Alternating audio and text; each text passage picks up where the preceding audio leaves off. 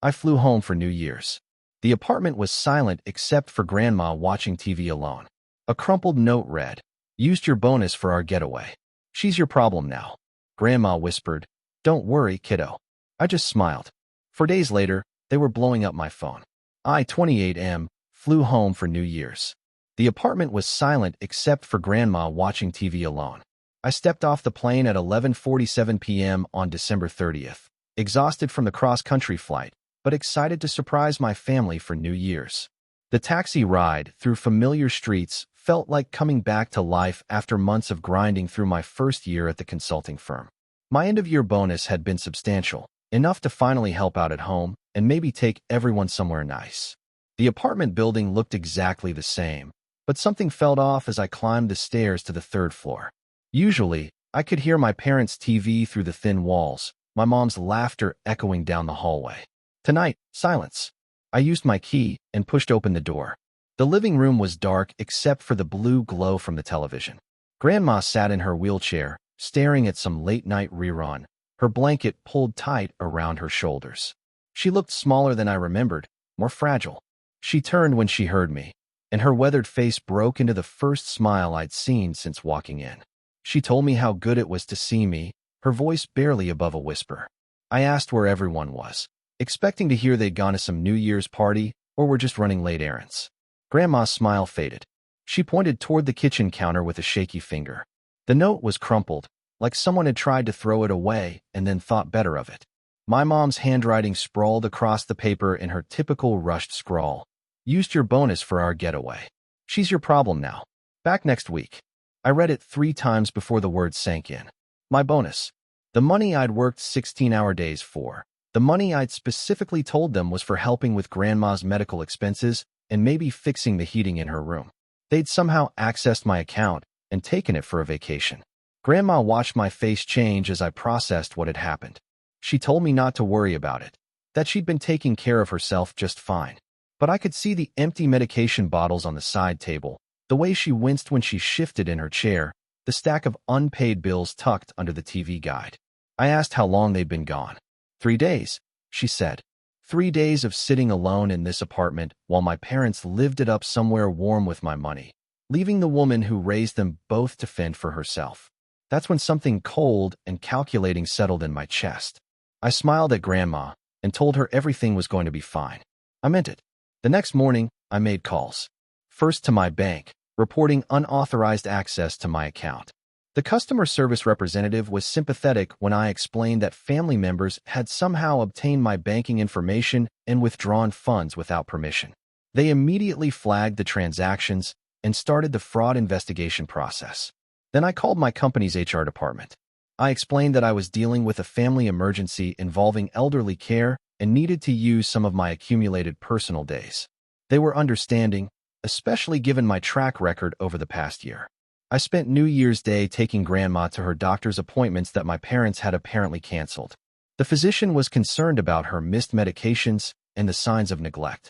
When he asked about her living situation, I was honest.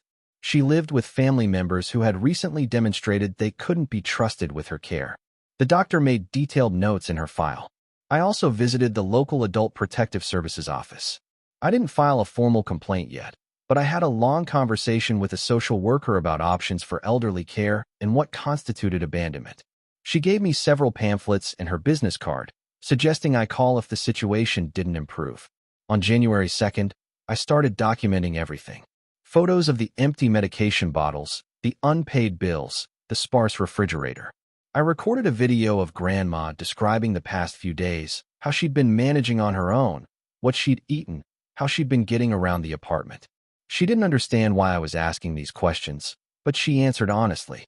By January 3rd, I had contacted 3 assisted living facilities in the area. Not the cheap ones my parents would inevitably choose to dump her in, but nice places with good reputations and reasonable costs. I used my legitimate savings, not the bonus money, to put down deposits at 2 of them, explaining that I would be moving my grandmother soon due to family circumstances.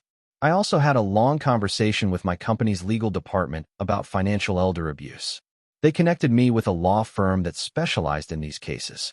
The attorney was very interested when I described the situation, especially the part about family members accessing another person's bank account to fund a vacation while abandoning an elderly dependent. On January 4th, my phone started ringing. My mom called first, her voice bright and cheerful from whatever beach resort they'd chosen. She asked how I was doing. Wasn't it great that I'd gotten home to spend time with Grandma? And weren't they so thoughtful to give us this bonding opportunity? She mentioned casually that they'd extended their trip by a few days since the weather was so perfect. I told her I understood perfectly. I mentioned that I'd been having some interesting conversations with banks and social workers and legal professionals. The line went very quiet. She asked what I meant by that. I explained, very calmly, that using someone else's bank account without permission was typically called theft, and that leaving an elderly dependent without proper care was often classified as abandonment or neglect. I mentioned that I had excellent documentation of both issues. The phone exploded with noise. She was screaming about family loyalty. How dare I threaten them? How they'd only borrowed the money and were planning to pay it back. She demanded to know what I thought I was doing. I told her exactly what I was doing. I was ensuring Grandma received proper care, either from family members who could prove they were capable of providing it, or from professionals who specialized in elderly care. I was also making sure that anyone who stole money meant for an elderly person's medical expenses faced appropriate consequences. Dad called an hour later. His approach was different, trying to be reasonable, explaining that they'd been under so much stress and just needed a break. He promised they were coming home immediately and would sort everything out. He asked what it would take to make this go away.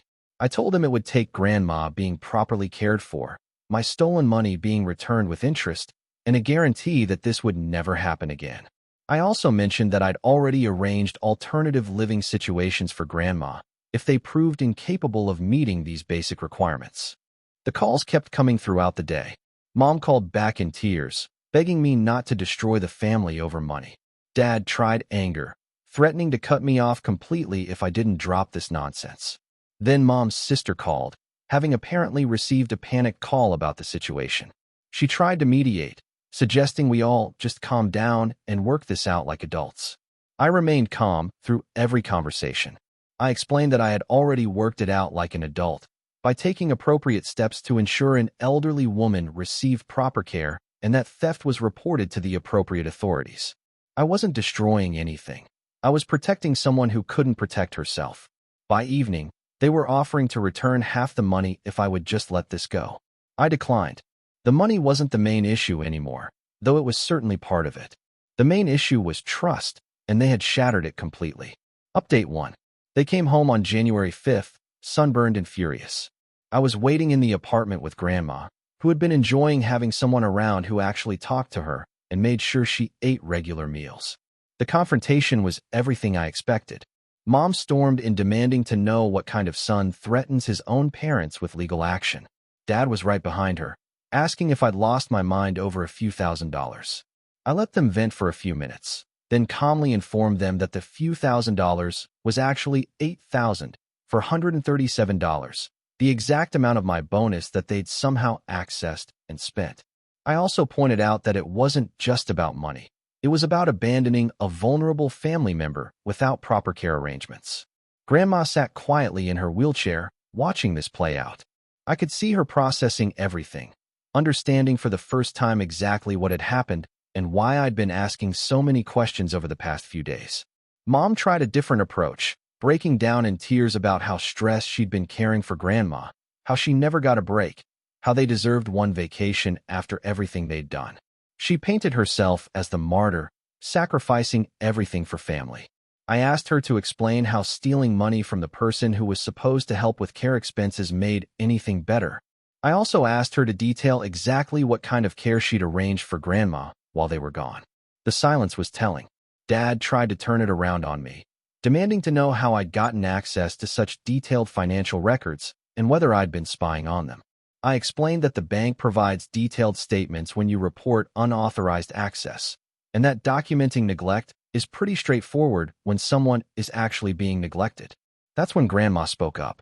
Her voice was quiet, but clear as she told them she'd heard enough.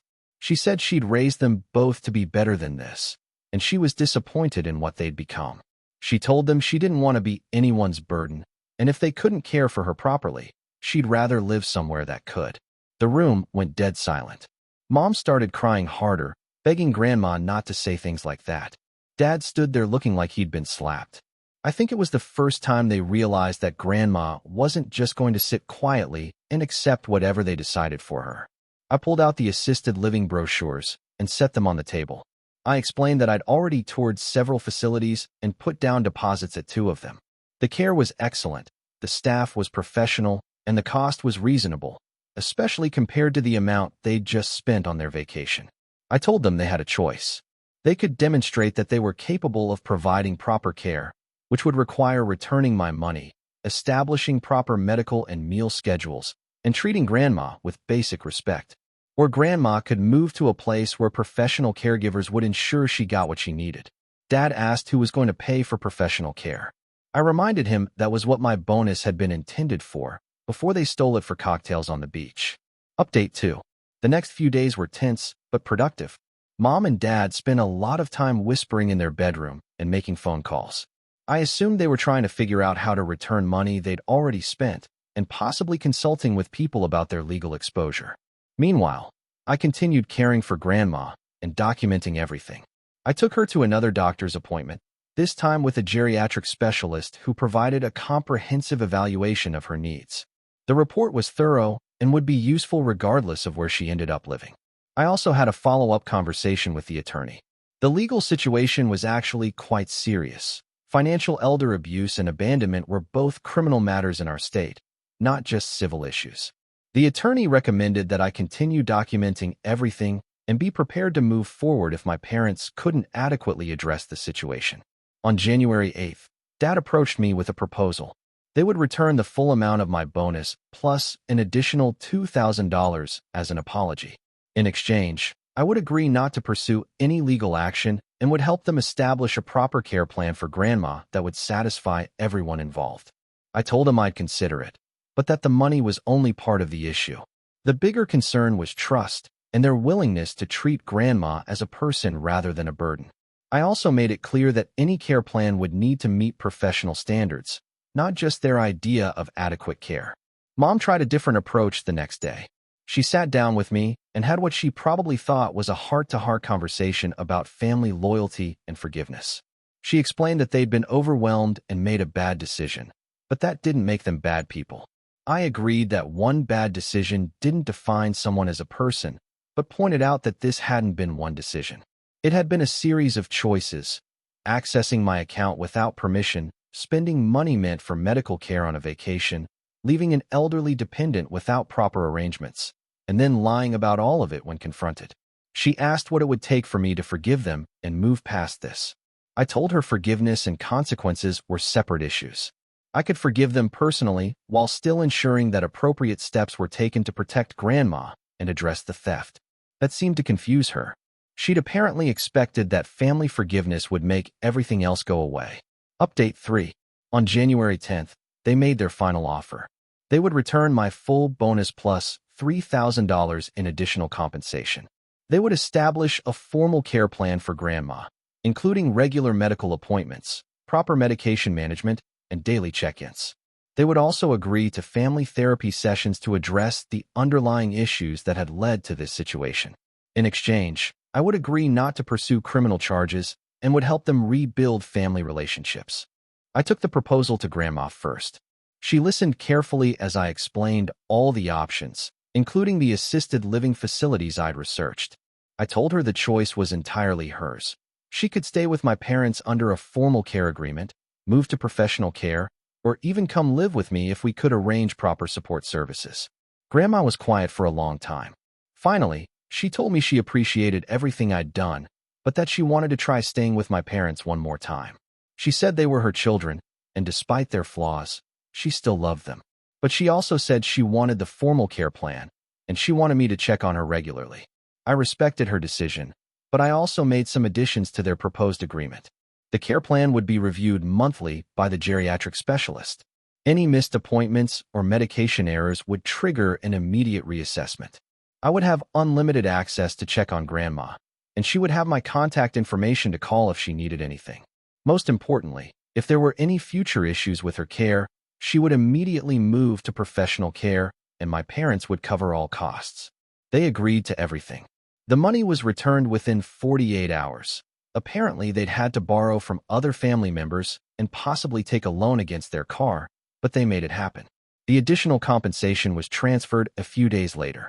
I stayed another week to help establish the new routine and make sure everything was working properly. The changes were dramatic. Grandma had her medications organized in daily dispensers, a schedule of doctor's appointments for the coming months, and regular meal times. Mom and Dad were clearly making an effort, though it remained to be seen whether they could maintain it long-term. Before leaving, I had one final conversation with my parents. I explained that I'd learned something important about trust and family dynamics over the past 2 weeks. Family loyalty didn't mean accepting abuse or neglect. It meant holding each other accountable and ensuring everyone was treated with dignity and respect. I also made it clear that while I was willing to rebuild our relationship, it would be based on their future actions, not their promises or apologies. The trust they'd broken would take time and consistent behavior to restore. Dad asked if I thought I'd overreacted to what he still characterized as a misunderstanding. I told him that stealing someone's money and abandoning an elderly dependent weren't misunderstandings, they were choices. And choices had consequences. 6 months later, Grandma is doing well. The care plan has been mostly successful, with only minor issues that were quickly addressed. My parents and I have a cordial but cautious relationship. They seem to understand that I'm not the same person who used to accept their behavior without question. The most important thing is that Grandma is safe, healthy, and treated with respect. She tells me regularly that she's proud of how I handled the situation, and that knowing someone would stand up for her when she couldn't stand up for herself gives her peace of mind. Sometimes doing the right thing means disappointing people who expected you to enable their worst behavior. But protecting someone who can't protect themselves is always worth the temporary discomfort of family drama. I kept my smile that night in the apartment, and 4 days later when they were blowing up my phone, I kept my calm. Sometimes the best revenge is simply refusing to be taken advantage of and ensuring justice is served properly.